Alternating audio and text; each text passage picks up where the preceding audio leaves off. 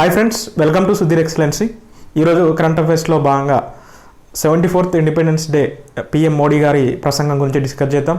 అలాగే optical fibre link అని లక్షద్వీప్కి మధ్య ఒకటి స్టార్ట్ చేశారు, అదేంటో డిస్కస్ చేద్దాం. అరుణాచల్ ప్రదేశ్ 6th షెడ్యూల్లో తనను చేర్చాలంటుంది, అదేంటో డిస్కస్ చేద్దాం. శ్రీజన్ పోర్టల్ అని కొత్తగా స్టార్ట్ చేశారు, దాని గురించి డిస్కస్ చేద్దాం. సెంట్రల్ వాటర్ కమిషన్ గూగుల్తో ఒక ఒప్పందం కుదుర్చుకుంది, అదేంటో చూద్దాం. ఐఐటి రూపార్ కొత్తగా యూవీ సేఫ్ అని తీసుకొచ్చింది, దాని నుంచి డిస్కస్ చేద్దాం. కింగ్డమ్ ఆఫ్ టోంగా వార్తల్లో ఉంది, అదేంటో చూద్దాం. సలైవా డైరెక్ట్ అనే ఒక కొత్త టెక్నాలజీ వచ్చింది, అదేంటో డిస్కస్ చేద్దాం. స్పేస్ బ్రిక్స్ అనే ఒక విషయం ఉంది, దాని గురించి డిస్కస్ చేద్దాం. అబ్రహం అకార్డ్ అనే ఒక విషయం ఉందండి, దాని గురించి డిస్కస్ చేద్దాం. అలాగే ఎల్లో చైన్ అని ఇలా కొన్ని ఇంపార్టెంట్ విషయాలు ఉన్నాయండి, వీడియో అయిపోయేంత వరకు చూడండి. ఈరోజు మన ఫస్ట్ టాపిక్ వచ్చేసి 74th ఇండిపెండెన్స్ డే యొక్క అంటే PM Modi 74th Independence day రోజు పిఎం మోడీ ఒక తన యొక్క ప్రసంగం గురించి మనం ఈరోజు డిస్కస్ చేద్దాం. ఫస్ట్ టాపిక్ వచ్చేసి నార్మల్గా పిఎం మోడీ గారి ప్రసంగంలో ప్రతి సంవత్సరం ఏదో ఒకటి చెప్తూనే ఉంటారు కదా. సో ఈ సంవత్సరం తన ప్రసంగంలో ఆత్మనిర్భర్ భారత్ అని ఆయన చెప్పడం జరిగింది. ఈ వర్డ్ ప్రతిరోజు మనకి ఏదో రకంగా ఆత్మనిర్భర్ భారత్ అని ఆయన చెప్పడం జరిగింది. అంటే సెల్ఫ్ రిలయంట్ ఇండియా కోసం ఆయన కొన్ని చేశారు, అలాగే కొన్ని పథకాలు మనం చేస్తామని చెప్పారు. దీనిలో భాగంగా మేక్ ఇన్ ఇండియా అంటే ఇండియాలోనే తయారీ అనే నినాదంతో మన ఇండియా ముందుకు వెళ్తుందండి. సో ఇండియాలో తయారు చేస్తేనే కదా మనం స్వయం సమృద్ధిని సాధించగలం. సో మేక్ ఇన్ ఇండియా అని ఆయన మాట్లాడారు, అలాగే make for the world, make for world అని కూడా ఆయన మాట్లాడడం జరిగింది. సో ఇది గుర్తుపెట్టుకొని make in India and make for world అని ఆయన మాట్లాడడం జరిగింది. సో అది అలాగే ఆయన కొన్ని ప్రోగ్రామ్స్ గురించి చెప్పారు. కొత్త ప్రోగ్రామ్ ఒకటి ఇంట్రడ్యూస్ చేద్దామని చెప్పారండి, ఇది గుర్తుపెట్టుకొని national digital health machine. So ఇది కొంచెం ఇంపార్టెంట్, ఇది గుర్తుపెట్టుకోండి. నేషనల్ డిజిటల్ హెల్త్ మిషన్ ఇంతకుముందు మనం నేను క్లాస్లో చూసాం. మనము నేషనల్ హెల్త్ ఏజెన్సీ వాళ్ళు ఆరోగ్యకు సంబంధించినటువంటి AB Ayushman Bharat prime minister Jan ఆరోగ్య యోజన పథకంలో ఆరోగ్యం పరంగా ఉన్నటువంటి అన్ని పథకాలను ఒకే గూటి కిందికి తీసుకొచ్చి ఇంటిగ్రేట్ చేయాలని, అంటే గవర్నమెంట్ సెక్టార్లో ఫ్లాగ్షిప్ ప్రోగ్రామ్స్ ఏమైతే ఉన్నాయో సెంట్రల్ గవర్నమెంట్ ఫ్లాగ్షిప్ అంటే హెల్త్ ఫ్లాగ్షిప్ ప్రోగ్రామ్స్ అన్నింటినీ ఒకే గూటికి తీసుకొచ్చి అన్నింటినీ ఇంటిగ్రేట్ చేయాలని వాళ్ళు అన్నారు. సో అది కూడా ఇందులో చెప్పడం జరిగింది, అది నిన్న మనం డిస్కస్ చేసాం. సో ఇక్కడ ఆయన ఏం మాట్లాడారంటే ఈ 74th ఇండిపెండెన్స్ డే స్పీచ్లో నేషనల్ డిజిటల్ హెల్త్ మిషన్ అని స్టార్ట్ చేద్దామని చెప్పడం జరిగింది. సో నేషనల్ డిజిటల్ హెల్త్ మిషన్లో ఏం చేస్తారు అనేది ఇక్కడ విషయం. సో నేషనల్ డిజిటల్ హెల్త్ మిషన్లో భాగంగా ఇప్పుడు మనకు నార్మల్గా ఆధార్ అని తీసుకొచ్చారు, యూఐడి అని నార్మల్గా. సో ఈ నేషనల్ డిజిటల్ హెల్త్ మిషన్లో ప్రతి ఒక్క పేషెంట్కి ఇప్పుడు ఆయుష్మాన్ భారత్లో కావచ్చు, ఇండియాలో ఉన్నటువంటి ఎవ్రీ సిటిజన్కు అంటే ప్రతి ఒక్క పౌరునికి, భారతదేశంలో ఉన్న ప్రతి ఒక్క పౌరునికి పేషెంట్ ఐడి అనేది ఒకటి ఇస్తారండి వీళ్ళు. అంటే యూనిక్ ఐడి ఉంటుంది అతనికి, పేషెంట్ ఐడి. సో తద్వారా ఆ పేషెంట్కి ఏ ప్రాబ్లమ్స్ ఉన్నాయో తన రికార్డు హెల్త్ ప్రొఫైల్ అనేది ఒకటి తీసుకోవచ్చు. అలాగే తన ఏ విధంగా వేరే డాక్టర్లకు సంప్రదించినప్పుడు కావచ్చు, వివిధ రకాల హెల్త్ సేవలను అంటే ఆరోగ్య సేవలను పొందినప్పుడు అతను ఎలాంటి మెడిసిన్స్ తీసుకున్నాడు, సో తద్వారా అతనికి ఆరోగ్యంగా అంటే ప్రజలకు సంబంధించినటువంటి ఆరోగ్య సేవల గురించి ప్రభుత్వం ముందుకు వెళ్ళేందుకు ఉంటుంది, వాళ్ళకు సంబంధించినటువంటి కార్యక్రమాలను తీసుకెళ్లేందుకు, అలాగే వాళ్ళ యొక్క ప్లాన్స్ను సక్రమంగా అమలు పరిచేందుకు ఈజీగా ఉంటుందని చెప్పి నేషనల్ డిజిటల్ హెల్త్ మిషన్ను స్టార్ట్ చేస్తామని ఆయన ప్రకటించడం జరిగింది. సో ఇది కూడా గుర్తుపెట్టుకోండి. సో ఇది కొంచెం ఇంపార్టెంట్. సో ఇది పేషెంట్ ఐడి, ప్రతి ఒక్కరికి పేషెంట్ ఐడి ఉంటుంది అనేది ఇక్కడ ఇంపార్టెంట్. అలాగే ఇంకోటి ఏంటి అని అంటే ప్రాజెక్ట్, ఇది గుర్తుపెట్టుకోండి, ప్రాజెక్ట్ లయన్ అలాగే ప్రాజెక్ట్ డాల్ఫిన్ అని మాట్లాడారండి. Project lion, project dolphin. So మనం ఇంతకుముందు ప్రాజెక్ట్ టైగర్ ఉంది, ప్రాజెక్ట్ ఎలిఫెంట్ ఉంది, ప్రాజెక్ట్ C30 అని ఉంది. సో ఇప్పుడు ప్రాజెక్ట్ లయన్ అని స్టార్ట్ చేద్దామని వాళ్ళు అన్నారు. సో ఇది ఎందుకు తీసుకొచ్చారు అని అంటే నార్మల్గా ఇప్పుడు ఇండియాలో అంటే ఏషియాటిక్ లయన్స్ అనేది అంటే ఉంటాయి మన దగ్గర. గిర్ జాతి అంటే గిర్ ఉంది కదా, గిర్ ఫారెస్ట్ గుజరాత్లో, అక్కడ ఎక్కువగా ఏషియాటిక్ లయన్స్ ఉంటాయి కదా. సో ఏమైంది అంటే 2008లో గిర్ ఫారెస్ట్లో ఎక్కువ రకమైన సింహాలు ఏషియాటిక్ లయన్స్ ఉన్నాయి కదా. సో ఇవి ఎక్కువగా మరణించడం జరిగిందండి. 2018లో దాదాపు 59 సింహాలు మరణించడం జరిగింది. జనవరి 2020లో దాదాపు 92 సింహాలు మరణించడం జరిగింది. సో ఎందుకు అని అంటే సిడివి వర్డ్ గుర్తుపెట్టుకోండి, ఇది వెరీ వెరీ ఇంపార్టెంట్. ఈ సింహాలు మరణించడానికి కారణం ఏంటి అంటే సిడివి అంటే కెనైన్ డిస్టెంపర్ వైరస్ అండి. కెనైన్ డిస్టెంపర్ వైరస్ అనే దానివల్ల ఈ సింహాలు చనిపోయాయని చెప్పి అప్పుడు ఒక న్యూస్ వచ్చింది, మనం చాలాసార్లు చూసే ఉంటాం. బట్ ఒకవేళ ఇది గుర్తుపెట్టుకోండి, సిడివి కెనైన్ డిస్టెంపర్ అనే వైరస్ వల్ల ఇవి మరణించాయని చెప్పి ఎక్కువ సంఖ్యలో మరణించడం వల్ల సో వీటికి దీని ఆవాస గృహం ఏదైతే గిర్ ఫారెస్ట్ ఉందో ఇక్కడ నుంచి వీటిని రీప్లేస్మెంట్ చేయాలి అని చెప్పి అప్పట్లో సుప్రీంకోర్టు చెప్పడం జరిగింది. రీప్లేస్మెంట్ అంటే వాటి యొక్క నివాసాన్ని వేరే చోటికి వాటిని తీసుకెళ్ళడం అనమాట. సో రీప్లేస్ చేయడం, ఎక్కడికి రీప్లేస్ చేయాలని సుప్రీంకోర్టు అంది అంటే కునో శాంక్చురీ అని మధ్యప్రదేశ్లో ఉంటుంది. కునో శాంక్చురీకి వీటిని తీసుకెళ్ళాలి, ఎందుకంటే that is safe place for Asiatic Lions అని చెప్పి సుప్రీంకోర్టు అప్పుడు ఆదేశాలు ఇవ్వడం జరిగింది. అలాగే ఇదే కునో శాంక్చురీలో ఇంకొకటి ఏంటి అంటే నేషనల్ టైగర్ కన్జర్వేషన్ అథారిటీ వాళ్ళు ఏషియాటిక్ చీతాస్ను తీసుకొచ్చారు కదా, అప్పుడు వాటిని కూడా ఇదే కునోలో పెంచాలని కూడా అన్నారు. సో అది కూడా గుర్తుపెట్టుకోండి. బట్ ఈ ఏషియాటిక్ లయన్స్ చనిపోవడం వల్ల సిడివి కెనైన్ డిస్టెంపర్ వైరస్ వల్ల చనిపోవడం వల్ల వీటిని మార్చాలని చెప్పి అన్నారు. సో ఇలా చనిపోతున్నాయి. వీటిని కూడా ఇప్పుడు ప్రాజెక్ట్ టైగర్ వల్ల ఎంతో కొంత మనం చూసాం కదా, 2967 లయన్స్ ఆల్మోస్ట్ టైగర్స్ ఇండియాలో. అంటే ప్రాజెక్ట్ టైగర్ చేపట్టడం వల్ల పుల్ల యొక్క సంఖ్య పెరిగింది. సో పుల్ల యొక్క సంఖ్య పెంచడం కోసం, వాటిని రక్షణ కోసం అంతకుముందు టైగర్ కన్జర్వేషన్ ప్రోగ్రామ్ అని కూడా స్టార్ట్ చేశారండి. ఏషియాటిక్ లయన్ కన్జర్వేషన్ ప్రోగ్రామ్ అని ఒకటి తీసుకొచ్చారండి. ఏషియాటిక్ లయన్ కన్జర్వేషన్ ప్రోగ్రామ్ లేకపోతే ప్రాజెక్టు, ఇది 2018 to 2021 వరకు ఈ ప్రోగ్రామ్ తీసుకొచ్చారండి. దీనికోసం దాదాపు 97 కోట్లను వీళ్ళు అమౌంట్ని దీనికి ఇవ్వడం జరిగింది. ఇది జరుగుతుంది. బట్ ఇది ఒక ప్రోగ్రామ్ అండి. అదే ఇప్పుడు ప్రాజెక్ట్ టైగర్గా ప్రకటించడం వల్ల వీటి యొక్క రక్షణ పెరుగుతుంది, వీటికి సంరక్షణ చర్యలు తీసుకోవచ్చు, వీటిని కాపాడవచ్చు అనే ఉద్దేశంతో ప్రాజెక్ట్ లయన్ను ప్రకటించారు. అలాగే ప్రాజెక్ట్ డాల్ఫిన్ ఇది గాంగటిక్ డాల్ఫిన్ ఎక్కువగా ఇది గంగా నదుల్లో అలాగే నదుల్లో ఉంటుంది కదా. సో ఈ డాల్ఫిన్ను కాపాడేందుకు చర్యలు తీసుకోవాలని కూడా అంటున్నారు. సో ఈ డాల్ఫిన్ అనేది గాంగటిక్ డాల్ఫిన్ అనేది ఐయుసిఎన్ రెడ్ లిస్ట్లో ఎండేంజర్డ్ పొజిషన్లో ఉందండి. సో దాన్ని కూడా రక్షించేందుకు చర్యలు చేపట్టాలని చెప్పి ప్రాజెక్ట్ డాల్ఫిన్ ప్రోగ్రామ్ కూడా స్టార్ట్ చేద్దామని చెప్పి మోడీ గారు చెప్పారు. గుర్తుపెట్టుకోండి, ఈ సిడివి కెనైన్ డిస్టెంపర్ వైరస్ అనేది ఇక్కడ ఇంపార్టెంట్. ఇది దీని గురించి. అలాగే రీసెంట్గా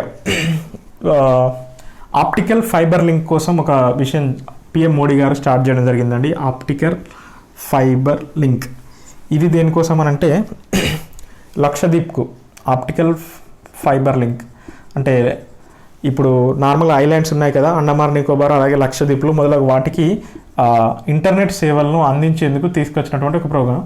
ఈ ఆప్టికల్ ఫైబర్ లింక్ ప్రోగ్రామ్ లక్షద్వీప్కు చేసేందుకు తీసుకొచ్చారండి, లక్షద్వీప్కు. సో ఇది కూడా మోడీ గారు స్టార్ట్ చేయడం జరిగింది. ఇంతకుముందు అండమాన్ అండ్ నికోబార్ కూడా ఈ ఆప్టికల్ ఫైబర్ లింక్ చెన్నై నుంచి అండమాన్ నికోబార్ దీవులకు దాదాపు 400 గిగావాట్స్ 400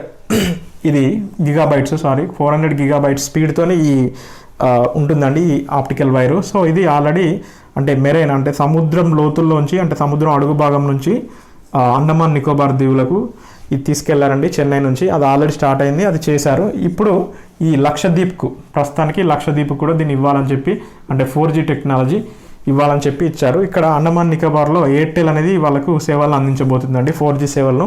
అది కూడా గుర్తుపెట్టుకోండి. సో ఇది దీని గురించి. ఇది కూడా ఇండిపెండెన్స్ డే సెలబ్రేషన్లో భాగంగానే ఇది మాట్లాడడం జరిగింది, ఇది కూడా గుర్తుపెట్టుకోండి. అలాగే మోడీ గారు ఇందాక మనం అన్నాం కదా ప్రాజెక్ట్ లయన్ ప్రాజెక్ట్ టైగర్ అని అన్నారు కదా, అలాగే డిజిటల్ అంటే ఇప్పుడు ఇందాక ఇది ఫైబర్ లింక్ అన్నాం కదా, ఫైబర్ నెట్ గురించి కూడా ఆయన మాట్లాడడం జరిగింది. ఫైబర్ నెట్ అంటే ప్రతి గ్రామాలకు ఆప్టికల్ ఫైబర్ను తీసుకెళ్ళాలి అంటే డిజిటల్ విలేజ్ను సాధించాలి, డిజిటల్ లిటరసీని సాధించాలి, ఇంటర్నెట్ ఫలాలను గ్రామాలకు అందించాలి అనే ఉద్దేశంతో ఫైబర్ నెట్ని ప్రతి గ్రామాలకు అందించాలని చెప్పి కూడా ఆయన చెప్పడం జరిగింది. అంటే 2014 ఎన్డీఏ మోడీ గారు ప్రధాని కాకముందుకు ఆయన అన్నారు 5 డజన్లు అంటే ఆల్మోస్ట్ 60 గ్రామాలకు నెట్ సౌకర్యం అంటే ఫైబర్ నెట్ సౌకర్యం ఉంది అని చెప్పి అన్నారు. ప్రస్తుతం 1.5 lakh గ్రామాలకు మేము విస్తరించామని 1000 రోజుల్లో, ఇది గుర్తుపెట్టుకోండి, 1000 రోజుల్లో దేశంలో ఉన్నటువంటి 6 లక్షల గ్రామాలకు ఫైబర్ నెట్ సౌకర్యాన్ని అందిస్తామని చెప్పి ఆయన చెప్పడం జరిగింది. సో ఇది కూడా గమనించండి, 1000 రోజుల్లో 6 లక్షల గ్రామాలకు ఫైబర్ నెట్ సౌకర్యాలను కల్పిస్తామని చెప్పడం జరిగింది. సో ఇక్కడ ఫైబర్ లింక్ లక్షద్వీప్కు, మొన్న అండమాన్ నికోబార్ కూడా ఇవ్వడం జరిగింది. సో అది కూడా ఒకసారి గుర్తుపెట్టుకోండి. సో ఇది దీని గురించి. నెక్స్ట్ టాపిక్ వచ్చేసి ఏసీపీ అంటే అరుణాచల్ ప్రదేశ్ రాష్ట్రం రీసెంట్గా వాళ్ళ అసెంబ్లీలో కూడా ఒక రెజల్యూషన్ పాస్ చేయడం జరిగింది. ఏంటి అంటే వాళ్ళు సెంట్రల్ గవర్నమెంట్ను కోరుతున్నారండి, 6th షెడ్యూల్లో తమ రాష్ట్రాన్ని చేర్చాలి అని చెప్తున్నారు. నార్మల్గా 6th షెడ్యూల్లో ఇప్పటివరకు ఎన్ని ఉన్నాయండి? 4 రాష్ట్రాలు ఉన్నాయి. ATMM అంటారు కోడ్. అస్సోం, అలాగే త్రిపుర, అలాగే మిజోరాం, మేఘాలయ.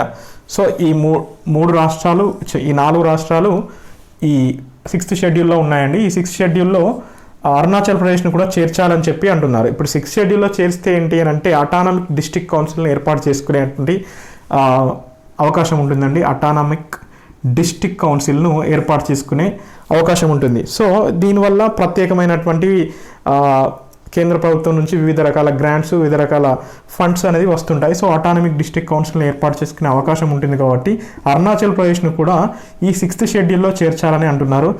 371A కింద ఇది కూడా గుర్తుపెట్టుకోండి, నాగాలాండ్కి కూడా స్పెషల్ స్టేటస్ ఉంది. సో ఇక్కడ అరుణాచల్ ప్రదేశ్లో కొన్ని ప్రాంతాలకు స్పెషల్ స్టేటస్ ఉంది. అంటే నార్మల్గా 5th షెడ్యూల్లో ఉంది, అరుణాచల్ ప్రదేశ్ ట్రైబల్ ప్రాంతాలు 5th షెడ్యూల్లో ఉన్నాయి.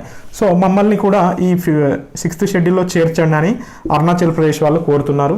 సో ఇది గుర్తుపెట్టుకోండి, కొంచెం ఇంపార్టెంట్. 371A ప్రకారం మాత్రం నాగాలాండ్ కూడా ప్రత్యేకమైనటువంటి ఉన్నాయి, ఇది కూడా గుర్తుపెట్టుకోండి. అలాగే అస్సాం, త్రిపుర, మిజోరాం, మేఘాలయ. సో ఇది దీని గురించి. ఈ 6th షెడ్యూల్లో అరుణాచల్ ప్రదేశ్ను చేరుస్తారా లేదా అనేది ముందు చూడాలి మనం, బట్ అది మాత్రం గుర్తుపెట్టుకోండి. అలాగే నెక్స్ట్ టాపిక్ వచ్చేసి ఎల్లో చైన్ అని, ఇక్కడ ఇదే నార్త్ ఈస్ట్ స్టేట్స్కి సంబంధించి ఎల్లో చైన్ అనేది ఒక ప్రోగ్రామ్ అండి.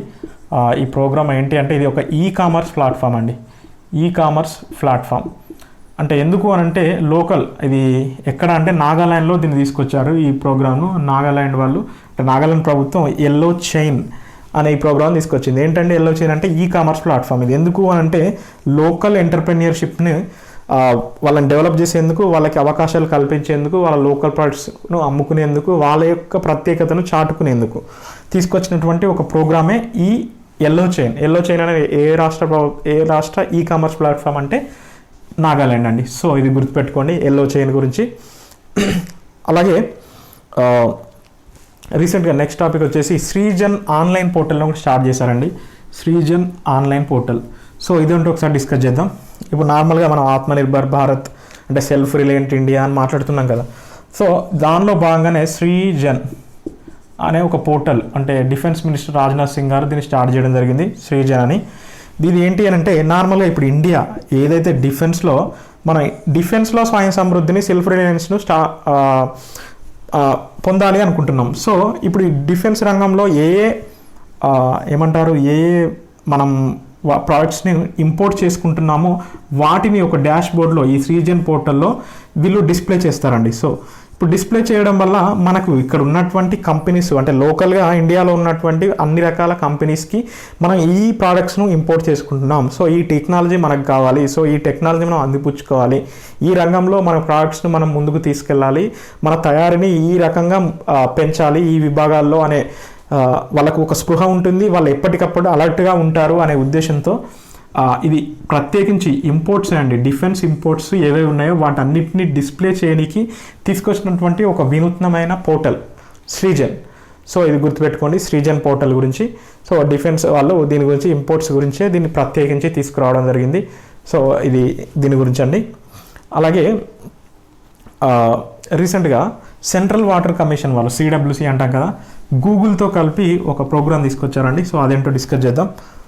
CWC సెంట్రల్ వాటర్ కమిషన్ గూగుల్తో ఏంటి అంటే వీళ్ళు ఫ్లడ్ ఫోర్కాస్టింగ్ అని తీసుకొచ్చారండి.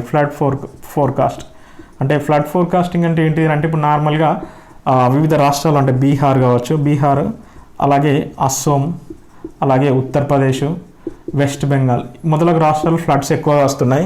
సో ఇటువంటి రాష్ట్రాల్లో ఫ్లడ్ ఫోర్కాస్టింగ్ గూగుల్ కూడా కలిసి సిడబ్ల్యూస్తో కలిసి వరదలు వస్తే ముందుగానే ప్రజలను అప్రమత్తం చేసేందుకు, వాళ్ళని సురక్షిత ప్రాంతాలకు తీసుకెళ్లేందుకు, ఎప్పటికప్పుడు ప్రజలకు వరదలపైన ఉన్నటువంటి ఇన్ఫర్మేషన్ను అందించేందుకు ఒక ఎంఓయూ కుదిరిందండి సిడబ్ల్యూసి అండ్ గూగుల్ మధ్య. సో ఇది కూడా గుర్తుపెట్టుకోండి. ఫ్లడ్ ఫోర్కాస్టింగ్ సిస్టమ్ను స్టార్ట్ చేయడం జరిగింది, ఇది కూడా గుర్తుపెట్టుకోండి. నెక్స్ట్ టాపిక్ వచ్చేసి ఐఐటి రోపార్ వాళ్ళు అండి. ఐఐటి రోపార్ వాళ్ళు రీసెంట్గా యూవీ సేఫ్ అని ఒక బాక్స్ అంటే ఒక దాన్ని తీసుకొచ్చారు. ఏంటి యూవీ సేఫ్ అంటే ఇది డిస్ఇన్ఫెక్ట్ డివైస్ అండి. అంటే నార్మల్గా కరోనా కావచ్చు, వివిధ రకాల ఎటువంటి మైక్రోబ్స్ అంటే ఎటువంటి సూక్ష్మజీవులు లేకపోతే ఎటువంటి వైరస్లు మన బాడీ పైన ఉన్నా కూడా దాన్ని డిస్ఇన్ఫెక్ట్ చేసేటువంటి ఒక పరికరం లేకపోతే ఒక డివైస్, అదే యూవీ సేఫ్. దీన్ని తీసుకొచ్చిన వాళ్ళు ఐఐటి రోపార్ వాళ్ళు. సో ఇది కూడా గుర్తుపెట్టుకోండి. ఇది దీని గురించి. నెక్స్ట్ టాపిక్ వచ్చేసి కింగ్డమ్ ఆఫ్ టోంగా. టోంగా అనేది రీసెంట్గా వార్తల్లో ఉందండి. ఇది ఎందుకు అని అంటే రీసెంట్గా ఇంటర్నేషనల్ లేబర్ ఆర్గనైజేషన్ ఉంటుంది కదా, సో దానికి సంబంధించి కన్వెన్షన్ నెంబర్ 182 అని ఉంటుందండి. సో ఇది గుర్తుపెట్టుకోండి. ఇది కన్వెన్షన్ నెంబర్ 182. సో ఇది ఎందుకోసం అంటే చైల్డ్ లేబర్స్ని తగ్గించేందుకు, వాళ్ళపైన అకృత్యాలు కావచ్చు, ట్రాఫికింగ్ ఆఫ్ చైల్డ్ లేబర్సు, అలాగే వాళ్ళ యొక్క హక్కుల్ని ప్రొటెక్ట్ చేసేందుకు, వాళ్ళని చదువుపై అంటే వివిధ రకాల పనుల్లో నిమగ్నం కాకుండా వాళ్ళని రక్షించేందుకు తీసుకొచ్చినటువంటి ఒక కన్వెన్షన్, ఈ కన్వెన్షన్ నెంబర్ 182. సో దీన్ని దాదాపు ఐఎల్ఓలో ఇంటర్నేషనల్ లేబర్ ఆర్గనైజేషన్లో 187 కంట్రీస్ ఉన్నాయి. దాదాపు అన్ని దీన్ని యాక్సెప్ట్ చేశాయి. ఇప్పుడు టోంగా అనే కంట్రీ కూడా దీన్ని రాటిఫై చేసిందండి. అంటే వాళ్ళు కూడా దీన్ని యాక్సెప్ట్ చేశారు. Kingdom of Tonga. టోంగా ఎక్కడంటే ఆస్ట్రేలియా పక్కకు ఉంటుందండి. దీవులు, టోంగా దీవులు. ఇప్పుడు నార్మల్గా ఆస్ట్రేలియా ఇక్కడ ఉంటుంది కదా, ఈ ఆస్ట్రేలియా పక్కకు ఇక్కడ టోంగా కావచ్చు, తైమూరు, అలాగే పపావు న్యూ గినియా, ఫిజీ ఐలాండ్స్ ఇలా ఉంటాయండి. ఇక్కడ పపావు న్యూ గినియా ఉంటుంది, ఇక్కడ టోంగా ఉంటుంది, ఫిజీ ఐలాండ్స్ ఇలా పక్కపక్క ఉన్నటువంటి కొన్ని దీవుల సముదాయాలు అన్నమాట. ఇవి చిన్న చిన్న దీవుల సముదాయం. సో అక్కడ ఈ టోంగా వాళ్ళు ఇప్పుడు దీన్ని రాటిఫై చేశారండి. మన ఇండియా కూడా కన్వెన్షన్ నెంబర్ 182ను రాటిఫై చేసింది. అలాగే మినిమం ఏజ్ ప్రొటెక్షన్ గురించి కూడా, అంటే చైల్డ్ లేబర్స్ గురించి వివిధ రకాల హక్కులు ఉన్నాయండి, వివిధ రకాల యాక్ట్స్ ఐఎల్ఓ చేసింది. వాటన్నింటినీ కూడా ఇండియా రాటిఫై చేసింది. రాటిఫికేషన్ ఆఫ్ కన్వెన్షన్ నెంబర్ 182 అనేది ఎవరు చేశారంటే కింగ్డమ్ ఆఫ్ టోంగా. సో ఇది గుర్తుపెట్టుకోండి, ఇది కొంచెం ఇంపార్టెంట్. ఇండియా కూడా మినిమం ఏజ్ ప్రొటెక్షన్ అనేది ఒకటి ఉంటుంది యాక్ట్, అది 1979. సో అది కూడా ఇండియా రాటిఫై చేసింది.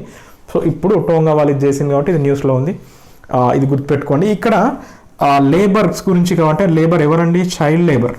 సో చైల్డ్ లేబర్ కాబట్టి రీసెంట్గా యునైటెడ్ నేషన్స్ జనరల్ అసెంబ్లీ వాళ్ళు 2021, ఇప్పుడు నార్మల్గా ఇక్కడ ఏమన్నామండి, తగ్గించాలి, ఇక్కడ చైల్డ్ లేబర్స్ గురించి మాట్లాడుతున్నాం కాబట్టి యునైటెడ్ నేషన్స్ జనరల్ అసెంబ్లీ వాళ్ళు 2021 ఇయర్ను ఎలిమినేషన్ ఆఫ్ చైల్డ్ లేబర్ ఇయర్గా ప్రకటించడం జరిగింది. Year of elimination of child labour దీన్ని ప్రకటించడం జరిగింది. గుర్తుపెట్టుకోండి, 2021 ఇయర్. నిన్న మనం తెలంగాణ ప్రభుత్వం ఏఐని ఇయర్ ఆఫ్ ఏఐగా, ఆర్టిఫిషియల్ ఇంటెలిజెన్స్గా 2020 సంవత్సరాన్ని అని చెప్పుకున్నాం. ఇప్పుడు 2021 ఇయర్ను యుఎన్ జనరల్ అసెంబ్లీ వాళ్ళు ఏం చెప్పారండి, year of elimination of child labour ప్రకటించడం జరిగింది యునైటెడ్ నేషన్స్ జనరల్ అసెంబ్లీ వాళ్ళు. సో ఇది గుర్తుపెట్టుకోండి, ఇది దీని గురించి. అలాగే నెక్స్ట్ టాపిక్ వచ్చేసి అబ్రహం అకార్డ్ అండి. సో అబ్రహం అకార్డ్ అనేది రీసెంట్గా న్యూస్లో ఉంది. సో అదేంటో ఒకసారి డిస్కస్ చేద్దాం. సో ఈ అబ్రహం అకార్డ్ అంటే ఏంటి అని అంటే, నార్మల్గా ఈ పేరు దీనికి ఎందుకు వచ్చింది, వీటన్నిటి గురించి డిస్కస్ చేద్దాం. అబ్రహం అకార్డ్ ఇది నార్మల్గా యుఏఈ అండ్ ఇజ్రాయెల్ మధ్య కుదిరినటువంటి ఒక ఒప్పందం. బైలేటరల్ రిలేషన్స్ కోసం యుఎస్ఏ మధ్యవర్తిత్వంతో ఈ ఒప్పందం కుదిరింది, అబ్రహం అకార్డ్ అనేది. సో ఇది ఎందుకు అని అంటే, ఇప్పుడు ఇజ్రాయెల్తో బైలేటరల్ రిలేషన్స్, ఎందుకంటే ఇజ్రాయెల్ అనే దేశాన్ని ఇప్పుడు నార్మల్గా అన్ని అంతర్జాతీయ పరంగా కావచ్చు, యునైటెడ్ నేషన్స్ కూడా దీన్ని గుర్తించలేదు ఈ దేశాన్ని.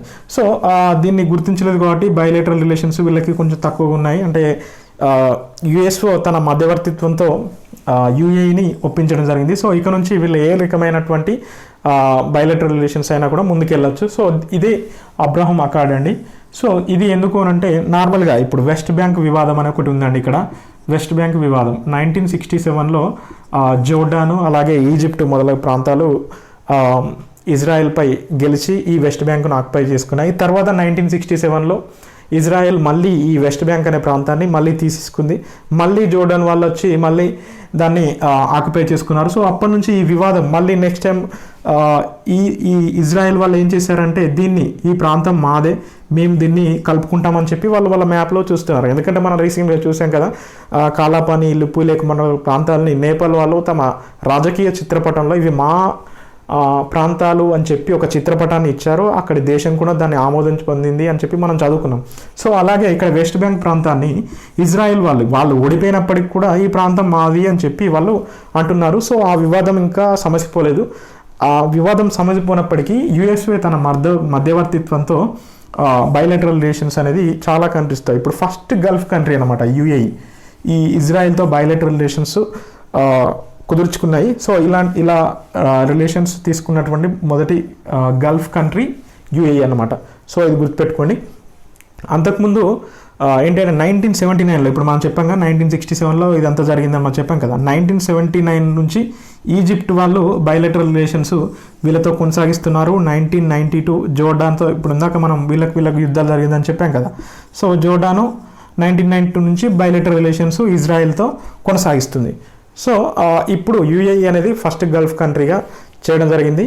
సో ఇది గుర్తుపెట్టుకోండి. 1992 అన్నాం కదా, 1994 అండి, ఇది గుర్తుపెట్టుకోండి ఇయర్. సో ఇయర్స్ అంత ఇంపార్టెంట్ కాకపోవచ్చు, బట్ ఏంటంటే వీళ్ళకి మధ్య బైలాటరల్ రిలేషన్స్ ఇలా ఉన్నాయని చెప్పి ఇక్కడ చెప్పడం జరుగుతుంది. సో యుఏఈ అనేది ఇక్కడ మొదటి గల్ఫ్ కంట్రీ అనేది ఇక్కడ గుర్తుపెట్టుకోండి. అలాగే అబ్రహం అనే అకార్డ్ అన్నాం కదా, ఈ పేరు ఎలా పెట్టారు అని అంటే క్రైస్తవ అంటే క్రిస్టియానిటీ, జుడాయిజం అలాగే ఇస్లామిక్ ఈ 3 మతాల సమ్మేళనంతో ఈ అబ్రహం అకార్డ్ అని దీనికి ఒప్పందానికి అబ్రహం అని పేరు పెట్టడం జరిగింది. సో ఇది కూడా గుర్తుపెట్టుకోండి. సో ఇది దీని గురించి అబ్రహం అకార్డ్ గురించి. అలాగే నెక్స్ట్ సలైవా డైరెక్ట్ అనే ఒక ప్రోగ్రామ్. ఇది ఎవరు అని అంటే United states food and drugs administration, USFDA అంటారు. సో వాళ్ళు రీసెంట్గా దీన్ని చేయాలని చెప్పి వాళ్ళు అంటున్నారు. సో అదేంటో చూద్దాం. యుఎస్ఎఫ్డిఏ అన్నాం కదా, United states food and drugs administration, వాళ్ళు సలైవా డైరెక్ట్ అనే ఒక టెక్నాలజీ తీసుకొచ్చారు. సో సలైవా డైరెక్ట్ అంటే ఇప్పుడు నార్మల్గా మనం ఆర్టీపీసీఆర్ టెస్ట్ని యూజ్ చేస్తున్నాం కదా, ఎందుకు కోవిడ్-19 నిర్ధారణ పరీక్షగా ఆర్టీపీసీఆర్ని యూజ్ చేస్తున్నాం ఇప్పుడు మనం.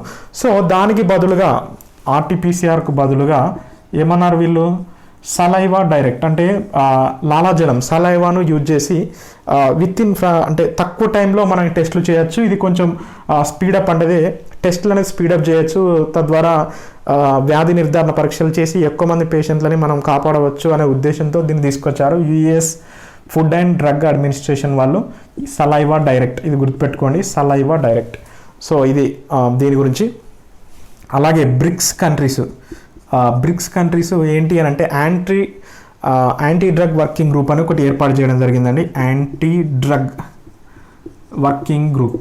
సో ఇది ఎందుకు అని అంటే ఇప్పుడు డ్రగ్స్ ఉన్నాయి కదా, వాటి డ్రగ్స్ వాడకాన్ని తగ్గించి ఇలా మాదక ద్రవ్యాలు నిరోధించాలి వాటి వాడకాన్ని. అలాగే ఎవరైతే వాటిని సరఫరా చేస్తున్నారో అటువంటి వారిని కూడా మనం ఎదుర్కోవాలి. ఇలాంటి ప్రోగ్రామ్స్ను మాదక ద్రవ్యాల యూసేజ్ను తగ్గించేందుకు ప్రోగ్రామ్స్ చేపట్టాలి అనే ఉద్దేశంతో ఇండియా ఆల్రెడీ యాంటీ డ్రగ్ ఇటువంటి పాలసీస్ ఆల్రెడీ చేస్తుంది మన ఇండియాలో. ఇప్పుడు బ్రిక్స్ కంట్రీస్ 4 మనకు ఉన్నాయి కదా, ఈ బ్రిక్స్ కంట్రీస్ వాళ్ళ సహకారంతో కూడా ఇది యాంటీ డ్రగ్ వర్కింగ్ గ్రూప్ను ఏర్పాటు చేసి ఇటువంటి మాదక ద్రవ్యాల సరఫరాను ఈ బ్రిక్స్ దేశాల్లో, ఈ 5 దేశాల్లో వీటిని ఆపేందుకు ఇప్పుడు నార్మల్గా FATFలో నార్మల్గా బ్లాక్ మనీ అలాగే డ్రగ్స్ సరఫరా వివిధ రకాలవి ఉంటాయి కదా. సో ఫైనాన్షియల్ యాక్షన్ టాస్క్ ఫోర్స్లో కూడా. సో ఇక్కడ బ్రిక్స్కి సంబంధించి కూడా ఇలాంటి మాదక ద్రవ్యాలను సరఫరాను ఆపేందుకు ఒక యాంటీ డ్రగ్ వర్కింగ్ గ్రూప్ను ఏర్పాటు చేయాలని ఇండియా ముందుకు వచ్చిందండి. సో ఇది కూడా గుర్తుపెట్టుకోండి. ఇలాంటివి దాదాపు చాలా డిస్ట్రిక్ట్స్ ఇండియాలో ఉన్నాయండి చెప్పడం జరిగింది. ఇవి ఎక్కడ అంటే గుర్తుపెట్టుకోండి, హర్యానా, పంజాబ్, ఢిల్లీ ఈ ప్రాంతాల్లో ఎక్కువగా ఉన్నాయని చెప్పి వాళ్ళు చెప్పడం జరిగింది. హర్యానా, పంజాబ్, ఢిల్లీ, ఉత్తరప్రదేశ్ అండి. సో ఈ ప్రాంతాల్లో ఈ మాదక ద్రవ్యాల వినియోగం అనేది ఎక్కువ ఉంది, ఇక్కడ వీటి ఎక్కువ ఉంటుందని చెప్పి ఇండియా చెప్పడం జరిగింది. ఇది కూడా గుర్తుపెట్టుకోండి. ఇది దీని గురించి. అలాగే రీసెంట్గా తైవాన్ గురించి కూడా ఒక న్యూస్ ఉందండి. సో అదేంటో కూడా డిస్కస్ చేద్దాం. తైవాన్ ఏంటి అంటే F-16 జెట్స్ అండి. దాదాపు 66 F-16 జెట్స్ను అమెరికా దగ్గర నుంచి కొంటుంది.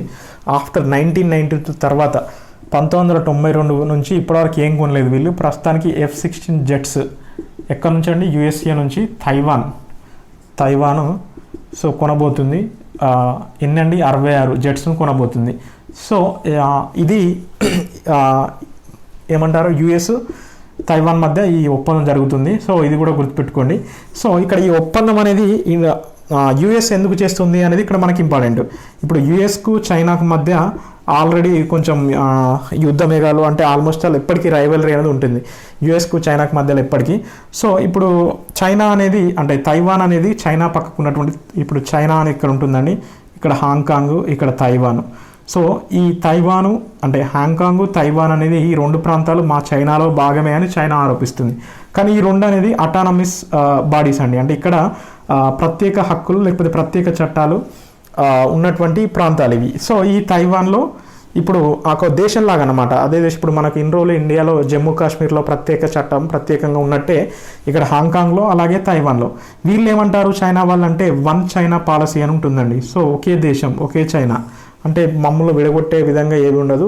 అంటే ఈ వైన్ చైనా పాలసీకి వ్యతిరేకంగా అంటే వెన్ చైనా పాలసీలో తైవాను ఇలాంటి ప్రాంతాలు ఇంకా కొన్ని మనం చూసాం కదా, కొన్ని ఐలాండ్స్ కూడా చైనావే అంటుంది. సో ఈ చైనా ఏవైతే మావి అని అన్నాయో వాటికి ఆ దేశాల్లో వ్యతిరేకంగా బైలేటరల్ రిలేషన్స్ కావచ్చు, ట్రేడ్ కావచ్చు, ఇవి కూడా వేరే దేశాలు చేయడానికి వీల్లేదు.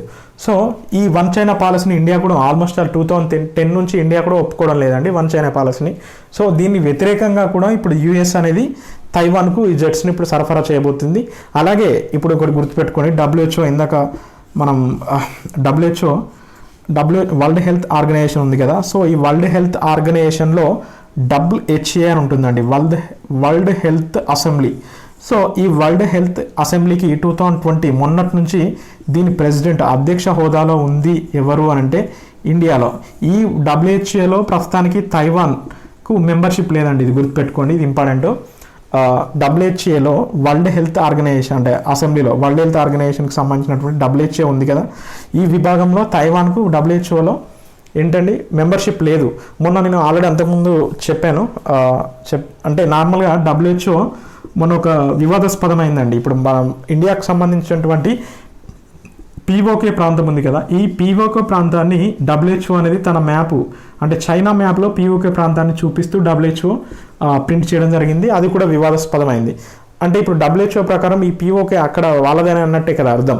సో ఇప్పుడు తైవాన్ను ఈ WHOలో చేర్చేందుకు ఇప్పుడు చాలా దేశాల యొక్క మద్దతును US కూడగట్టుతుంది అన్నమాట. అంటే ఇక్కడ ప్రెసిడెంట్ పదవిలో ఉంది ఎవరండి? ఇక్కడ ఇండియా. సో అది కూడా గుర్తుపెట్టుకోండి. సో అంటే ఇండియా కూడా ఇక్కడ ఈ వివాదంలో ఇండియా కూడా చిక్కుకోబోతుంది అని మనం అనుకోవచ్చు ఇక్కడ. సో అది కూడా గమనించండి, తైవాన్కి సంబంధించి F-16 జెట్స్కి సంబంధించి. సో ఇది కూడా గుర్తుపెట్టుకోండి, ఇది దీని గురించి. అలాగే రీసెంట్గా ministry of sports and youth affairs వాళ్ళు కదా, సో క్రీడా మంత్రిత్వ శాఖ వాళ్ళు ఒక ప్రోగ్రామ్ తీసుకొచ్చారండి, ఫిట్ ఇండియా ఫ్రీడమ్ రన్ అనే ప్రోగ్రామ్. సో ఇది కూడా 15th ఆగస్టు రోజు స్టార్ట్ అయింది. సో ఇదేంటి చూద్దాం ఒకసారి. నార్మల్గా ఇది running programme, Fit India freedom run programme. ఈ ప్రోగ్రామ్ ఏంటంటే ఆగస్ట్ 15th నుంచి అక్టోబర్ 2 వరకు ఈ ప్రోగ్రామ్ నడవబోతుంది, ఫిట్ ఇండియా ఫ్రీడమ్ రన్ అనే ప్రోగ్రామ్. సో దీనిలో భాగంగా ఇప్పుడు నార్మల్గా చాలా రకాల మనం చూస్తుంటాం కదా, 2K రన్ అలాంటి ప్రోగ్రామ్స్ ఎన్నో ఉంటాయి కదా. సో అలాంటిదే ఈ ప్రోగ్రామ్. సో ఇది మాత్రం ministry of sports and youth affairs వాళ్ళు, స్పోర్ట్స్ మినిస్ట్రీ వాళ్ళు దీన్ని తీసుకొచ్చారు, అది గుర్తుపెట్టుకోండి. సో ఇది ఫిట్ ఇండియా ఫ్రీడమ్ రన్ గురించి. అలాగే ఇంకొక ప్రోగ్రామ్ ఏంటి అని అంటే నార్మల్గా స్పేస్ బ్రిక్స్ అనే ఒక ప్రోగ్రామ్ తీసుకొచ్చారంటే, స్పేస్ బ్రిక్స్ అనే వీటిని రీసెంట్గా ఎవరు తయారు చేశారు అని అంటే ISRO and IISc Indian institute of science Bengaluru వాళ్ళు, ఇస్రో వాళ్ళు దీన్ని స్పేస్ బ్రిక్స్ను తయారు చేయడం జరిగింది. ఈ స్పేస్ బ్రిక్స్ ఏంటంటే స్పేస్ ఎక్స్ప్లోరేషన్ కోసం, అంటే అంతరిక్షాన్ని పరిశోధించడం కోసం ఈ స్పేస్ బ్రిక్స్ అనేది ఉపయోగపడతాయి. అలాగే ఇవి మరి ఎందుకు అంటే ఇప్పుడు మూన్లో అంటే చంద్రుని ఆర్బిటేషన్ పైన ఒకవేళ మనం రీసెర్చ్ చేస్తే ఎలా ఉంటుంది అనే దానిపై ఈ స్పేస్ బ్రిక్స్ని తయారు చేయడం జరిగింది. తయారు చేసిన వాళ్ళు గుర్తుపెట్టుకోండి, ఇస్రో అండ్ ఐఐఎస్సి వాళ్ళు. మూన్ అంటే చంద్రుని పైన హ్యాబిటేషన్ అంటే మూన్ పైన ఉండేటువంటిది అక్కడ ఉన్నటువంటి అలవాట్లు, అక్కడ ఉన్నటువంటి వాతావరణ పరిస్థితులు కోసం దీన్ని తయారు చేశారు. అంటే ఇది ఫ్యూచర్లో అంతరిక్షాన్ని పరిశోధించేందుకు ఉపయోగపడుతుందని చెప్పి దీన్ని తీసుకొచ్చారండి. స్పేస్ బ్రిక్స్ దీన్ని తీసుకొచ్చింది ఐఐఎస్సి అండ్ ఇస్రో. ఇది కూడా గుర్తుపెట్టుకోండి. అలాగే రీసెంట్గా న్యూ ఎడ్యుకేషన్ పాలసీ, ఇది గుర్తుపెట్టుకోండి, ఎన్ఈపి. నెక్స్ట్ టాపిక్ వచ్చేసి న్యూ ఎడ్యుకేషన్ పాలసీలో అంటే మనం 2-3 సార్లు నేను న్యూ ఎడ్యుకేషన్ పాలసీ గురించి చెప్పాను. సో ఈ న్యూ ఎడ్యుకేషన్ పాలసీ గురించి ఇప్పుడు న్యూస్ ఏంటంటే మాండరిన్, అంటే చైనాకి సంబంధించి లాంగ్వేజ్ ఏంటంటే మాండరిన్. సో ఈ మాండరిన్ లాంగ్వేజ్ను new education policy foreign language list నుంచి డ్రాప్ చేయడం జరిగింది. అంటే ఇప్పుడు న్యూ ఎడ్యుకేషన్ పాలసీ రిఫర్ చేసినటువంటి అంటే లేకపోతే వాళ్ళు సజెస్ట్ చేసినటువంటి లాంగ్వేజ్ ఎన్నో ఉన్నాయి. సజెస్ట్ చేసినటువంటి లాంగ్వేజ్ లిస్ట్లో మాండరిన్ అనేది లేదు. సో ఇది గమనించండి. అంటే ఫారిన్ లాంగ్వేజ్లో ఇప్పుడు మాండరిన్ చదవడానికి వీలు లేదు దేని ప్రకారం, న్యూ ఎడ్యుకేషన్ పాలసీ ప్రకారం. సో ఇది దీని గురించి అండి. సో ఇది ఈరోజు కరెంట్ అఫైర్స్. మళ్ళొకసారి చెప్తున్నాను ఈరోజు చెప్పినటువంటి topics. 74th Independence day PM Modi ప్రసంగం గురించి డిస్కస్ చేసినాం మనం ఈరోజు. అలాగే project Asia lion, project dolphin గురించి డిస్కస్ చేసినాం. ఆప్టికల్ ఫైబర్ లింక్ లక్షద్వీప్ మధ్య వేస్తున్నారు, దాని గురించి డిస్కస్ చేసినాం. అరుణాచల్ ప్రదేశ్ 6th షెడ్యూల్లో తనని చేర్చాలంటుంది, దాని గురించి డిస్కస్ చేసినాం. ఫ్రీజన్ పోర్టల్ గురించి, ఐఐటి రూపార్ యూవీ సేఫ్ గురించి, సెంట్రల్ వాటర్ కమిషన్ గూగుల్తో కలిసి ఫ్లడ్ ఫోర్కాస్టింగ్ సిస్టమ్ గురించి డిస్కస్ చేసినాం. తైవాన్ F-16 జెట్స్ను కొంటుంది యూఎస్ఏ నుంచి, దాని గురించి డిస్కస్ చేసినాం. అలాగే BRICS anti drug working group గురించి డిస్కస్ చేసినాం. సలైవా డైరెక్ట్ గురించి డిస్కస్ చేసినాం. అబ్రహం అకార్డ్ గురించి డిస్కస్ చేసినాం. స్పేస్ బ్రిక్స్ గురించి డిస్కస్ చేసినాం. ఎల్లో చైన్ ప్రోగ్రామ్ గురించి డిస్కస్ చేసినాం. అలాగే fit India freedom run program గురించి డిస్కస్ చేసినాం. న్యూ ఎడ్యుకేషన్ పాలసీలో మాండరిన్ను డ్రాప్ చేసే ఈ విషయం గురించి డిస్కస్ చేసినాం. సో ఇది ఈరోజు కరెంట్ అఫైర్స్ అండి.